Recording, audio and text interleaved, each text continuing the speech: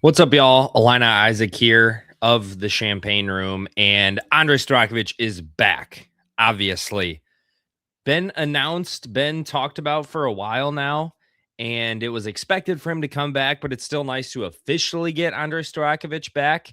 There's a few bits and pieces I want to go over today, so thanks for watching. Thanks for tuning in. Make sure to like, subscribe, follow the Champaign Room, all that fun stuff.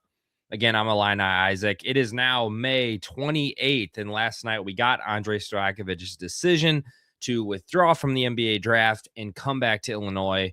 He had previously, right after the season, said he was going to come back along with the Avicic twins, Jake Davis and Merck. But then Andre still had the opportunity to go get some feedback from the NBA draft. Now he finds himself back with Illinois.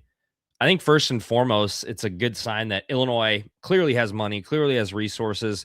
They're able to entice Andrej Stojakovic to come back, even though he probably could have been a second round pick, made $500,000 or so in the G League. The G League's tough. I don't blame him. Come back, be a star, make a bunch more money than you would have in the G League.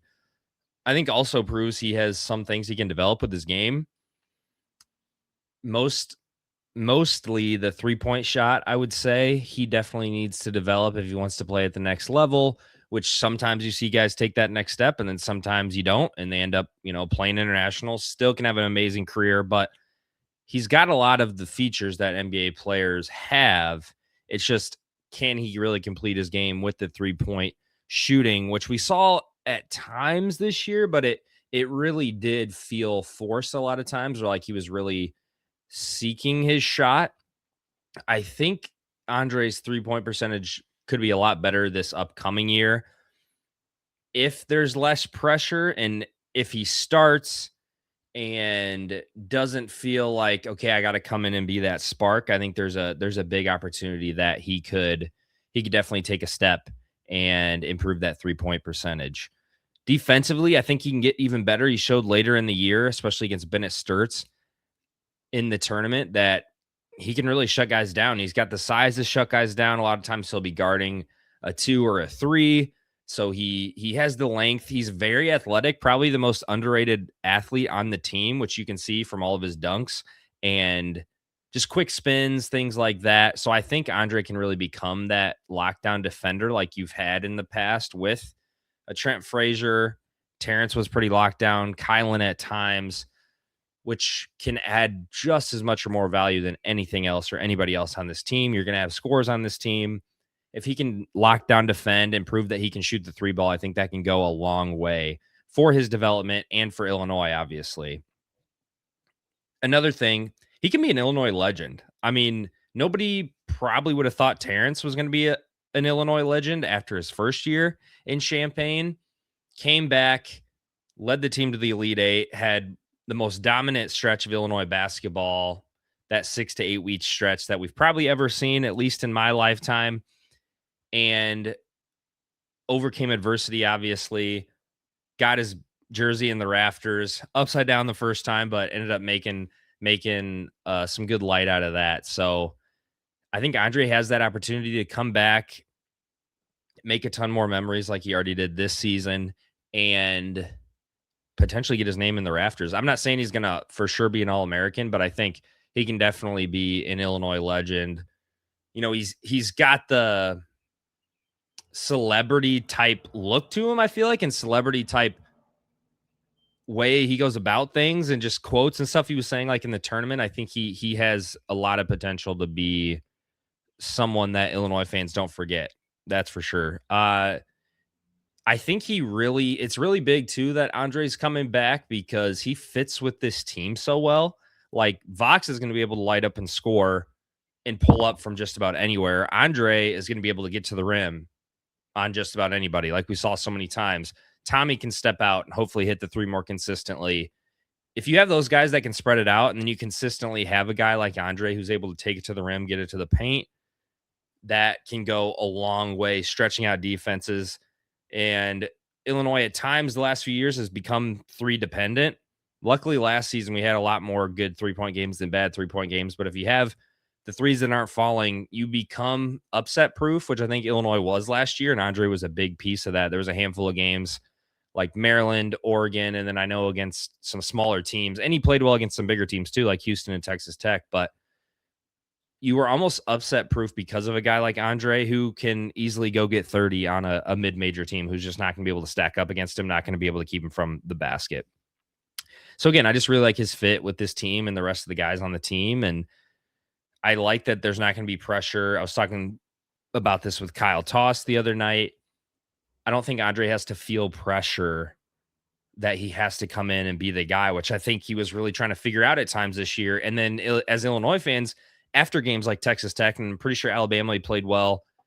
It was almost like that was what's expected of him. And I think you could see that pressure. And halfway through the season, we weren't sure totally what Andre we were going to get. And that's one of my next points is I think it's going to be huge this year to get consistency from Andre because he will be even more of a focal point. And we've seen what he can do when he ended the year on such a strong note that we just can't have games like we did last year where you don't even know how much he's going to play. Like, are you worse with Andre on the court? Like those stretches last year where he was really just going through it and it felt like every other game he would go off or really upset. We need more consistency. And I think with Andre starting, there's less pressure. And with all these other pieces around him, there's less pressure to come in and light it up right away. Like if he develops that 3-point shot, cool, hit a corner three, get a stop on defense, transition dunk. You don't need to force anything. You don't need to consistently drive into a paint if they're double or triple teaming you down low or clogging the lane. Like you can dish it.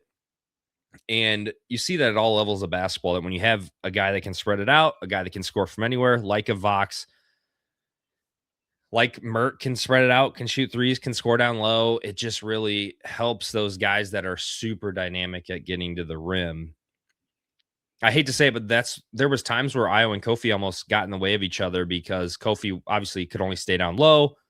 Io's best feature was getting to the rim in transition, and that obviously worked out well into the Loyola game. But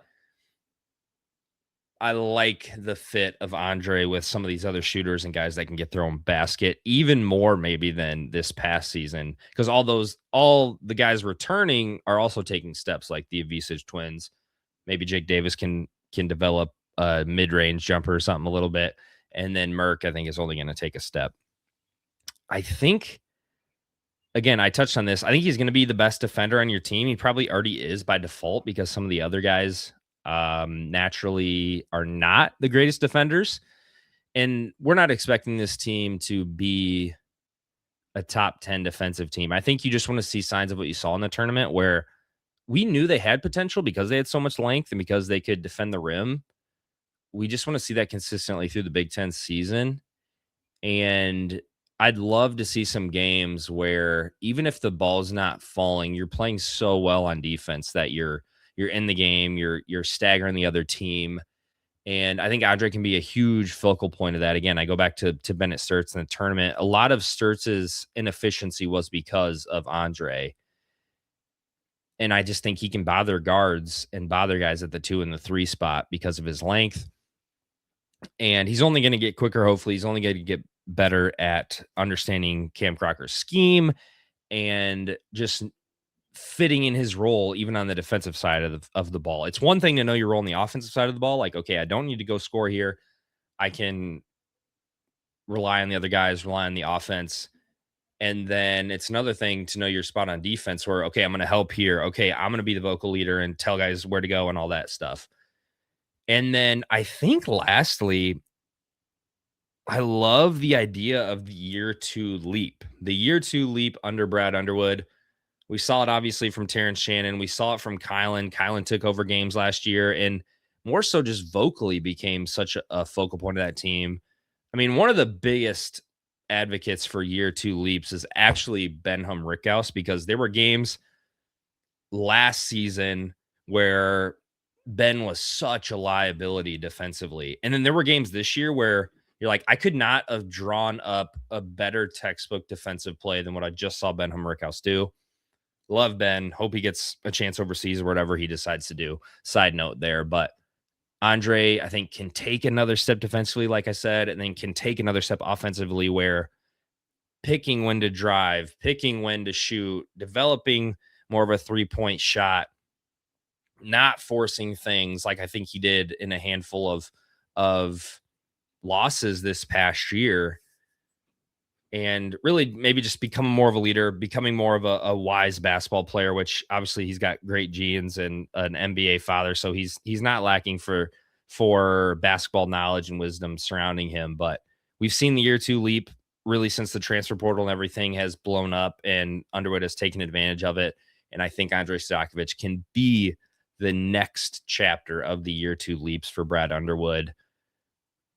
Definitely increases your ceiling with Andre back again. We knew Andre was probably coming back, but it's nice to get that solidified. Okay, he's coming back, because some other teams, they didn't get that. There's been a handful of guys the last 24 hours that have withdrawn from the draft and then gone somewhere else, or guys that you thought were staying in the draft and then, or sorry, guys that you thought maybe were going to come back and then they stayed in the draft. So it's nice to just get that solidified. He's coming back.